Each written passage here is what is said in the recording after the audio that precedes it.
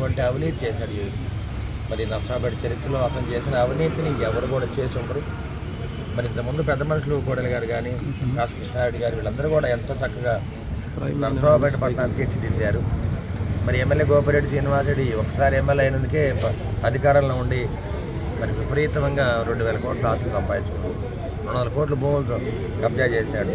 గంజాయి అమ్మాడు ఆయనే, liquor అమ్మాడు, wine షాపులు లిక్కర్ కూడా అమ్మించాడు, గోవా మద్యాన్ని అమ్మించాడు, రేషన్ బియ్యాన్ని అమ్ముకున్నాడు. నిజంగా చూస్తే కొండ కనపడితే కొండను దోవుకున్నాడు, మట్టి కనపడితే మట్టిని దోవుకున్నాడు.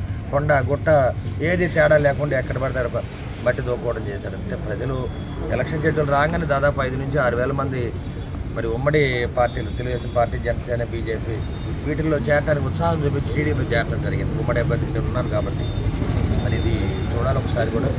జగన్మోహన్ రెడ్డి ఇంటికి పోవడం ఖాయం, గోపిరెడ్డి శ్రీనివాసరెడ్డి కూడా ఇంటికి పోవడం ఖాయం. ఎందుకంటే పాము తన పిల్లలు తానే తింటది గుడ్లు పెట్టి కానీ తర్వాత.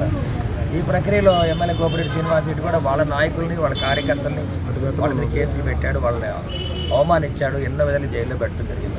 తప్పనిసరిగా ఎమ్మెల్యే గోపిరెడ్డి శ్రీనివాసరెడ్డి బుద్ధి చెప్పాలి, ప్రజలు బుద్ధి చెప్తారు, ఇంటికి పంపిస్తారు. మీడియా వాళ్ళందరూ కూడా అందరూ కూడా ఈ ప్రజాస్వామ్యాన్ని కాపాడటానికి ముందుకు రావాలి కోరుతూ ఉన్నారు.